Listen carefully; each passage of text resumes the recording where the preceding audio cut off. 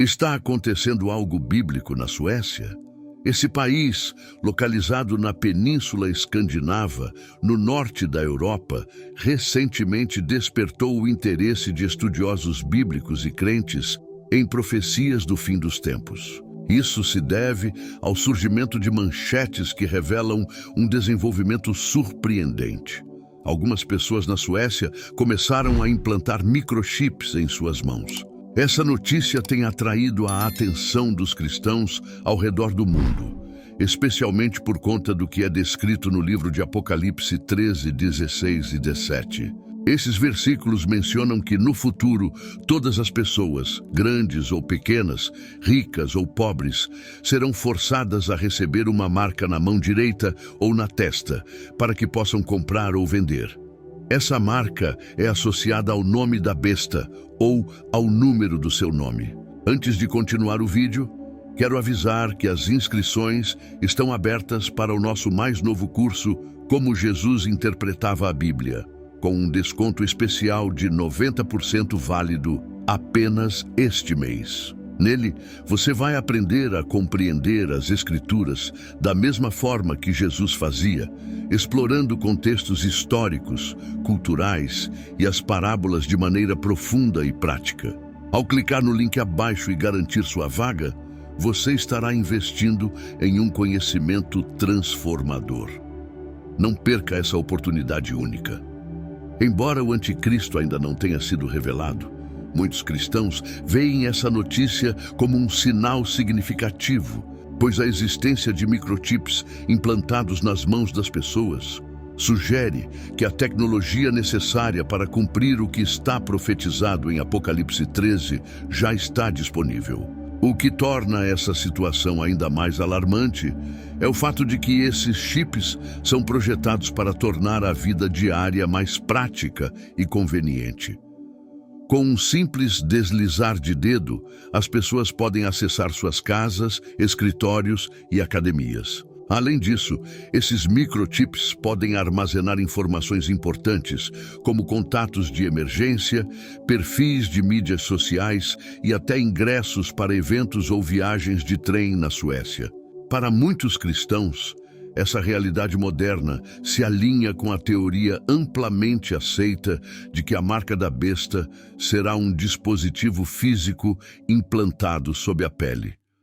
Isso faz sentido se considerarmos que o anticristo, quando estiver no poder, terá controle sobre uma economia globalmente interligada. Como um ditador mundial, ele controlará os meios de comércio e exigirá lealdade das pessoas, forçando-as a aceitar a marca, pois, sem ela, ninguém poderá comprar ou vender.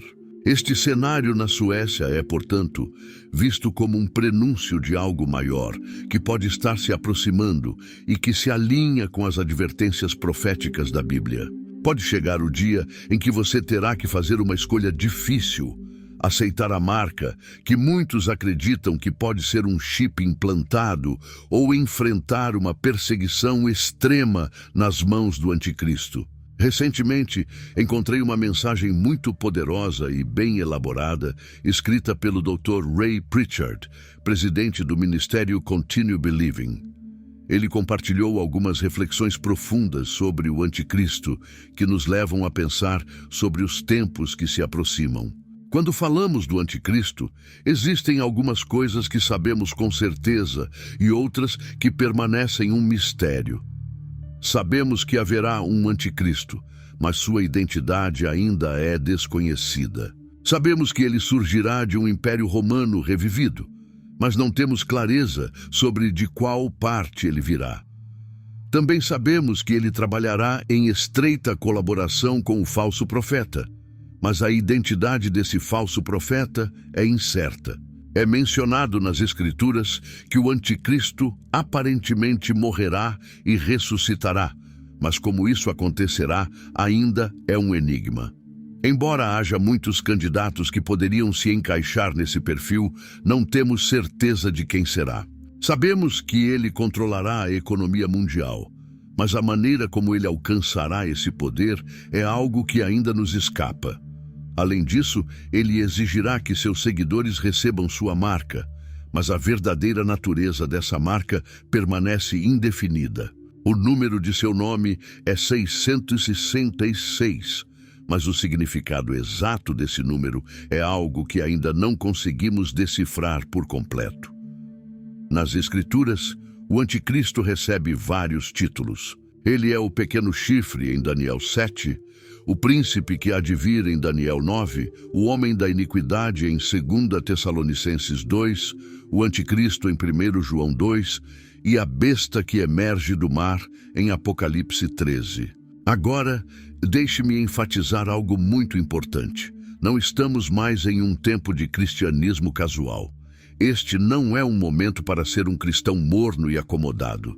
Nos dias atuais, é necessário estar totalmente comprometido com Deus. Você precisa viver inteiramente para Jesus Cristo e se reconciliar com Deus, pois eventualmente o mundo inteiro terá que tomar uma decisão crucial. As pessoas terão que escolher entre Jesus Cristo ou o Anticristo. O Anticristo é um dos personagens principais no livro de Apocalipse. Ele não é apenas um símbolo do mal, ele é a personificação do mal em si. Para dar uma breve visão geral, Daniel, João, Jesus e Paulo falaram sobre esse líder maligno que surgirá. O Anticristo será um homem possuído por Satanás com o objetivo de destruir tudo o que Deus ama. Embora ele possa parecer humilde no início, ele é extremamente orgulhoso, tanto que a Bíblia o chama de o homem do pecado. Ele terá a capacidade de realizar sinais e maravilhas aparentemente milagrosas, e até reivindicará a divindade, mas ele não é divino. Como uma espécie de Dr. Jekyll e Sr. Hyde, ele esconderá sua verdadeira natureza no começo, mas eventualmente sua maldade será revelada. O vilão que está por vir não será apenas mais um, como Lex Luthor, o inimigo astuto e ardiloso do Superman. Ele será muito mais do que isso. Não apenas malévolo, mas também implacável, comparável aos piores tiranos da história. Pense em figuras como Hitler, Stalin, Genghis Khan, Nero, Calígula ou Herodes. Todos esses homens foram incrivelmente cruéis e sanguinários. No entanto, o Anticristo os fará parecer inofensivos como a personagem Mary Poppins. Ele será o maior vilão que a humanidade já conheceu, com um ódio profundo por Deus, por seu plano e por seu povo.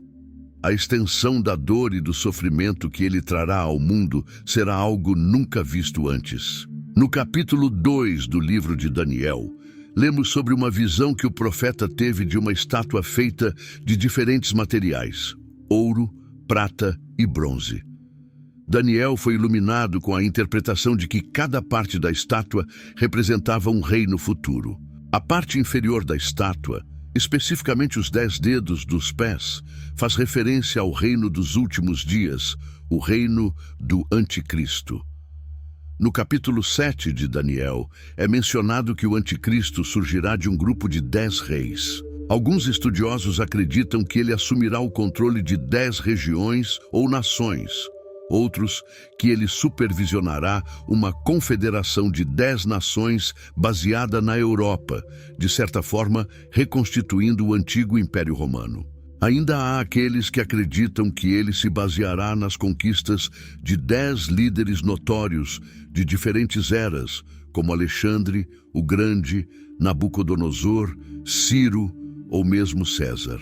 À medida que o Anticristo ascender ao poder, é profetizado que 3 nações ou reis, ou talvez 3 componentes do sistema que ele controla, se rebelarão. No entanto, conforme descrito pelo profeta Daniel, essa rebelião será rapidamente esmagada e um poderoso governo de nova ordem mundial surgirá, com o Anticristo se consolidando como o governante absoluto do planeta.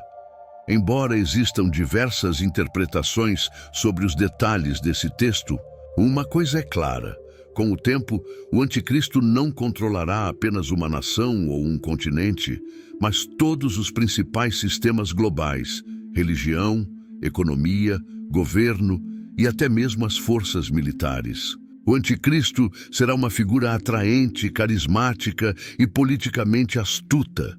Combinando acordos de bastidores com uma diplomacia brilhante, ele conquistará o apoio necessário para alcançar o poder, sendo inclusive incentivado pelos próprios líderes mundiais a tomar o controle. Ele parecerá ser um homem de paz, fazendo grandes promessas, mas enquanto isso, estará secretamente planejando o massacre de milhões. Muitos acreditam que Daniel, no capítulo 9, sugere que o anticristo começará a ascender ao poder no início das 70 semanas proféticas de Daniel. Pode ser um pouco difícil seguir essa linha de pensamento, mas, na linguagem profética, uma semana equivale a 7 anos. Isso significa que a ascensão do anticristo coincidirá com a última ou 70ª semana da profecia de Daniel, que também coincide com os 7 anos de tribulação descritos no livro do Apocalipse. Durante esse período de 7 anos, o mundo enfrentará tempos de angústia como nunca antes. O anticristo, sob a aparência de um salvador, imporá um regime de opressão e tirania sem igual, controlando tudo e todos. Ele será visto inicialmente como um líder formidável e até benevolente, mas sua verdadeira natureza, uma personificação do mal absoluto, será revelada à medida que os eventos descritos na profecia se desenrolarem. A maior parte dos estudiosos da Bíblia acredita que o anticristo aparecerá no cenário mundial após liderar e intermediar um acordo de paz entre Israel e as nações que estão em conflito com ela.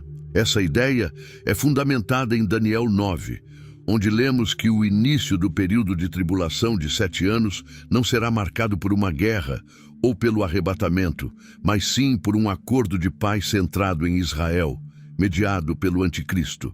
Este pacto de paz prometerá estabilidade e segurança, podendo até mesmo incluir o direito de Israel reconstruir o terceiro templo.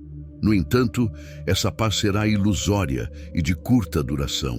No início, o anticristo será visto pelo mundo como um líder extraordinário e sábio, apresentando soluções para muitos dos problemas globais. Ele surgirá em um momento de grande caos, que pode ser resultado de uma guerra devastadora, uma nova pandemia, uma crise financeira global ou até mesmo o arrebatamento da igreja. Em meio a esse cenário caótico, o anticristo emergirá como uma figura salvadora, trazendo promessas e planos que serão extremamente atraentes e persuasivos para um mundo exausto, ansioso por esperança e respostas. Ele dirá: "Deem-me o controle, e eu trarei paz e ordem ao mundo." Com essas palavras, o anticristo ganhará a confiança de muitos, ocultando sua verdadeira agenda. Os 4 cavaleiros do Apocalipse, mencionados em Apocalipse 6, fornecem uma visão geral do que ocorrerá durante o período de tribulação e do papel que o anticristo desempenhará à medida que os eventos se desenrolam. Antes de prosseguir, é crucial fazer um esclarecimento importante. As passagens em Daniel 6, 7, 8 e 9, Mateus 24, 1 Tessalonicenses 5, 2 Tessalonicenses 2 e Apocalipse 6 e 11 referem-se ao anticristo como uma figura específica. Hoje, os estudiosos referem-se a ele com um A maiúsculo, um substantivo próprio, um título exclusivo de uma pessoa em particular. Contudo, o apóstolo João, que foi inspirado a escrever o livro do Apocalipse, também escreveu 3 epístolas. Em 1 e 2 João, ele usa o termo anticristo com A minúsculo, como em 1 João 2,8 e 1 João 4,3, por exemplo. João define anticristo com A minúsculo como qualquer pessoa que se opõe à vontade de Deus. Ele observou que em sua época havia muitos anticristos, ou seja, muitos que se opunham à vontade de Deus, e que nos últimos dias haveria ainda mais. Nenhuma escritura, no entanto, atribui 2 definições diferentes ao termo anticristo. O anticristo com A minúsculo refere-se a humanos que intencionalmente trabalham contra a vontade de Deus. Já o anticristo com A maiúsculo refere-se a uma pessoa específica que será habitada pelo próprio Satanás e que ascenderá ao poder durante o período de tribulação. Deixe-me compartilhar com você o que a Bíblia diz sobre essa pessoa. O anticristo, com A maiúsculo, é mencionado no livro do Apocalipse como o anticristo, uma figura central que desempenhará um papel crucial nos eventos do fim dos tempos.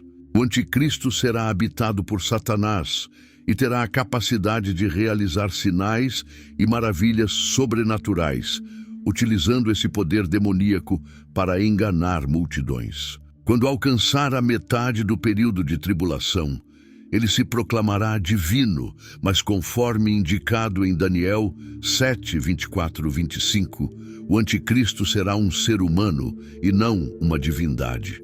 Em Filipenses 2, é explicado que Jesus era 100% humano e 100% divino ao mesmo tempo, uma fusão única de divindade e humanidade, conhecida como união hipostática. Jesus foi o primeiro e único a possuir essa natureza dupla. O anticristo, por outro lado, reivindicará ser divino e exigirá ser adorado como Deus. Em Apocalipse 13, é mencionado que ele sofrerá um ferimento mortal na cabeça e, em seguida, parecerá voltar à vida, imitando de forma distorcida a ressurreição de Jesus. Contudo, apesar de suas alegações, ele será apenas um humano habitado por Satanás. É importante lembrar que Satanás não é o Criador. Ele não cria, mas destrói e imita.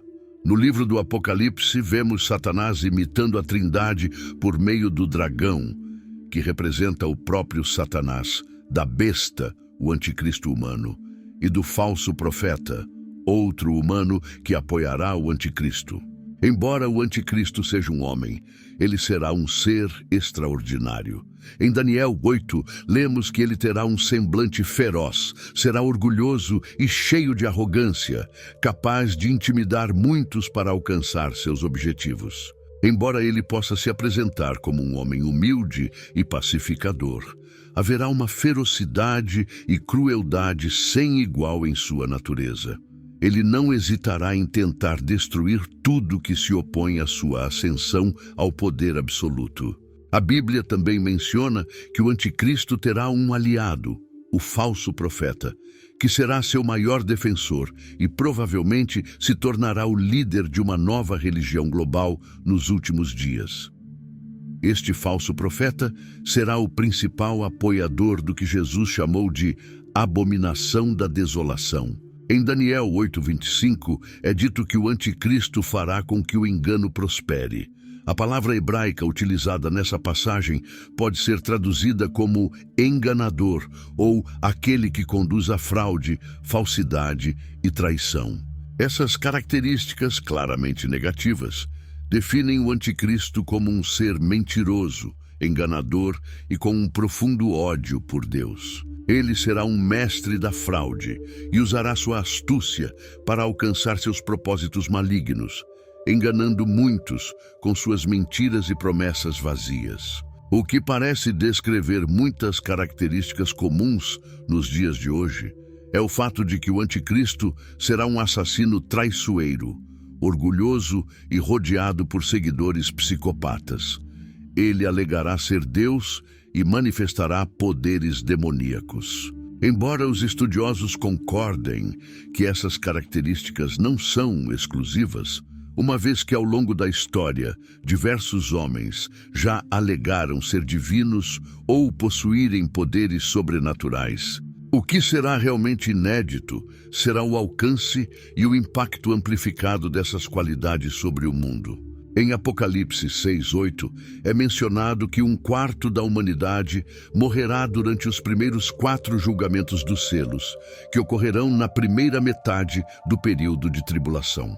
Essas tribulações chegarão porque as pessoas terão sido enganadas por Satanás e pelo seu representante na terra durante esse período, o anticristo. Se todos se voltassem para Cristo e rejeitassem Satanás, o período de tribulação não existiria. Portanto, o anticristo carregará em suas mãos o sangue de bilhões de pessoas. Chegando ao ponto médio do período de tribulação, a perseguição às pessoas de fé se intensificará ainda mais. Nesse momento, o anticristo sofrerá o que parecerá ser um ferimento fatal na cabeça. Existem várias conjecturas sobre esse evento, mas a maioria acredita que o anticristo, sendo um homem, morrerá. Dias depois, Satanás tomará posse de seu corpo, fazendo parecer que ele ressuscitou dos mortos.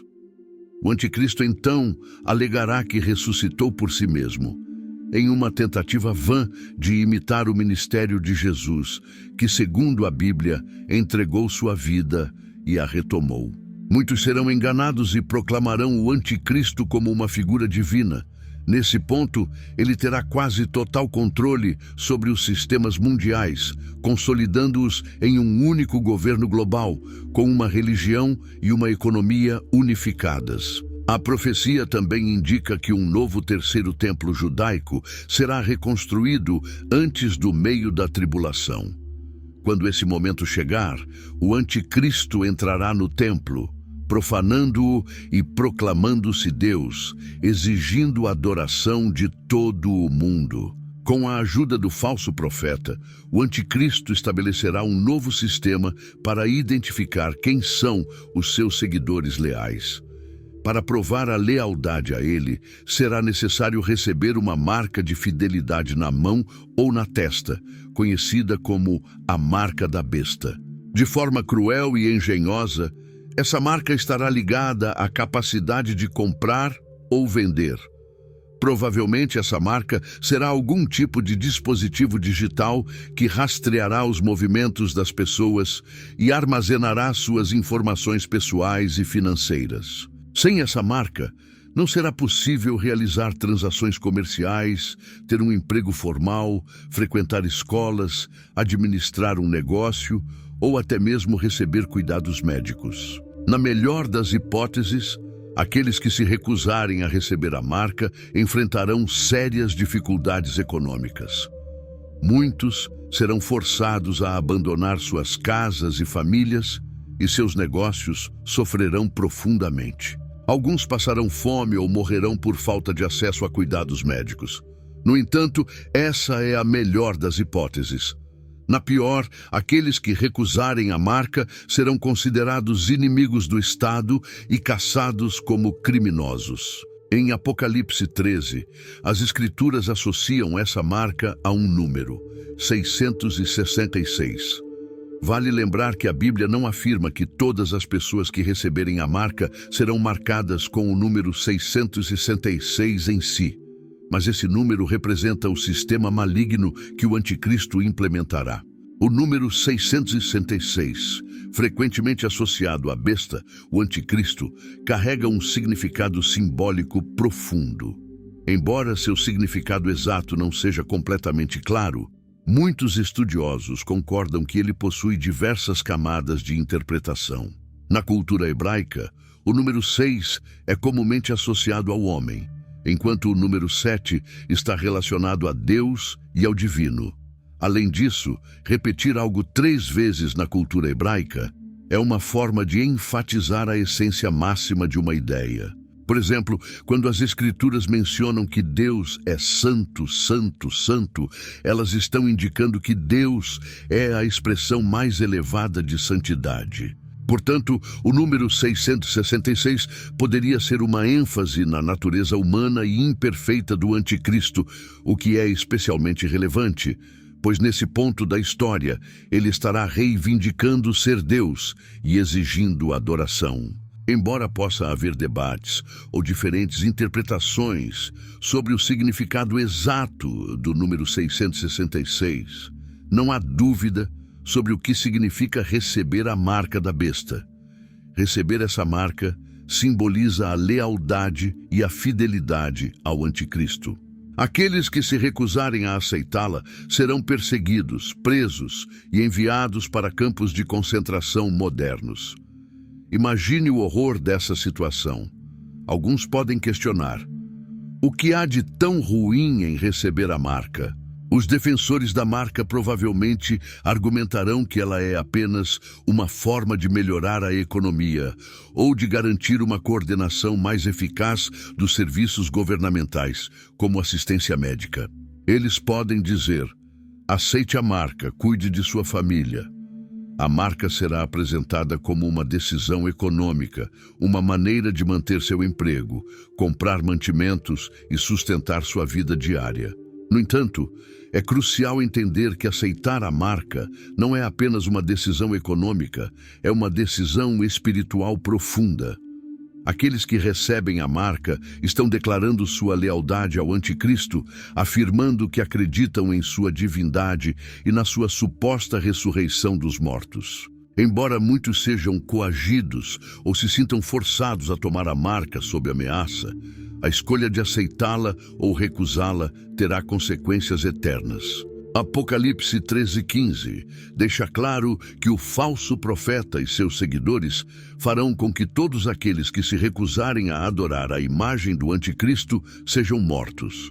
Portanto, a decisão de tomar ou não a marca transcende questões mundanas, envolvendo questões de fé e lealdade espirituais. Aqueles que aceitarem a marca da besta estarão selando seu destino com uma terrível consequência espiritual. Deus adverte severamente em Apocalipse 14, 9, 10. Se alguém adorar a besta e sua imagem, e receber a marca na testa ou na mão, esse também beberá do vinho da ira de Deus, que se derrama sem mistura no cálice da sua indignação, e será atormentado com fogo e enxofre diante dos santos anjos e do Cordeiro. E a fumaça do seu tormento sobe para todo o sempre, e não tem descanso, nem de dia nem de noite, aqueles que adoram a besta e sua imagem, e quem quer que receba a marca do seu nome. Receber a marca da besta é, portanto, uma sentença de separação eterna de Deus e do céu. A Bíblia deixa claro que aqueles que fizerem essa escolha não terão a chance de entrar no reino dos céus. As consequências são terríveis e irrevogáveis. A segunda metade dos 7 anos de tribulação, conhecida como a Grande Tribulação, será um período de intensas provações. Durante esse tempo, Deus ainda implorará às pessoas que resistam à besta e se voltem para Ele. No entanto, aqueles que já tiverem recebido a marca sofrerão cada vez mais, à medida que os julgamentos de Deus se intensificam. Esses julgamentos são conhecidos como julgamentos das taças ou as 7 últimas pragas e trarão destruição e dor indescritíveis à terra. Aqueles que receberam a marca da besta sofrerão com feridas dolorosas e incuráveis. Os oceanos se transformarão em sangue, matando toda a vida marinha, e o transporte global será paralisado. A produção de oxigênio será drasticamente reduzida, pois a água doce se transformará em sangue, matando a vida aquática. A luz do sol diminuirá, mergulhando a terra em uma escuridão opressiva, tão densa que os ímpios morderão suas línguas de agonia. Apesar disso, os seguidores do anticristo não abandonarão seus caminhos perversos. Além disso, o grande rio Eufrates secará, abrindo caminho para um gigantesco exército do Oriente que marchará em direção ao Ocidente, culminando na última e terrível batalha, conhecida como Armagedon. A terra será abalada por um terremoto sem precedentes, acompanhado por relâmpagos e granizo, com pedras de gelo pesando até 45 quilos caindo do céu. Esses cataclismos são provocados pela desobediência deliberada do anticristo e são os últimos juízos de Deus sobre a humanidade. Neste momento crítico, a Bíblia nos diz que se não fosse pela intervenção de Deus, ninguém sobreviveria. Tomado pela raiva, o anticristo coordenará uma série de batalhas contra Israel e contra os seguidores de Cristo, que se reunirão em Jerusalém. E batalha final ocorrerá em uma vasta planície, conhecida como Armagedon, localizada perto do Monte Megido, um local de inúmeras batalhas ao longo da história. O anticristo liderará um exército imenso contra Jerusalém, superando em muito os seguidores de Cristo, em número e poderio bélico. Mas quando tudo parecer perdido, Cristo descerá dos céus, montado em um cavalo branco, seguido por aqueles que foram arrebatados ou martirizados durante a tribulação. Com apenas uma palavra, Jesus Cristo, a própria palavra de Deus, destruirá os exércitos do anticristo, concluindo a batalha do Armagedom e trazendo o fim ao reinado de terror da besta. O anticristo e o falso profeta não terão o mesmo destino de seus seguidores. Em vez de simplesmente perecerem, eles serão capturados por um poderoso anjo, julgados e lançados vivos no lago de fogo, onde sofrerão por toda a eternidade. Este é um destino reservado para aqueles que desafiam a autoridade divina e tentam usurpar o trono de Deus. Após o reinado milenar de Cristo na Terra, conhecido como o Milênio, o Anticristo, junto com todos os seguidores de Satanás, enfrentarão seu julgamento final. Este julgamento, conhecido como o julgamento do grande trono branco, é mencionado em Apocalipse 20. Neste momento, todos os seguidores de Satanás, que rejeitaram a Deus e se aliaram ao mal, serão lançados no inferno para sempre. Embora o anticristo tenha exercido um poder tremendo durante seu tempo na Terra, a vitória definitiva e eterna pertence a Cristo.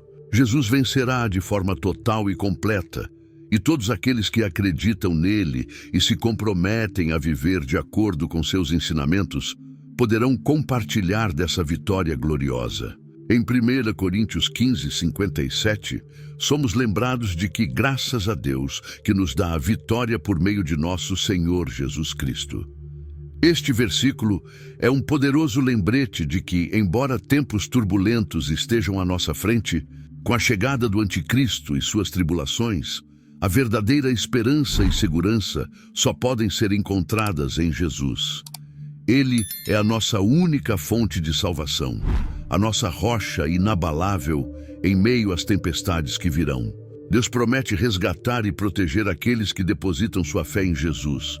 Os que caminham com o Senhor serão arrebatados, como está descrito em 1 Coríntios 15, 51, 53, que afirma que, em um piscar de olhos, os seguidores de Cristo serão elevados, resgatados deste mundo, poupados das tribulações e perseguições que o anticristo trará. Aqueles que acreditam em Jesus, que confessam seus pecados e que o seguem de coração, serão arrebatados por ele e não terão que enfrentar o governo opressor do anticristo. Portanto, não se deixe para trás. Coloque sua fé e confiança em Jesus hoje mesmo. A salvação está ao alcance de todos aqueles que se voltam para Ele. Nos tempos difíceis que estão por vir, Jesus é a única esperança verdadeira e segura.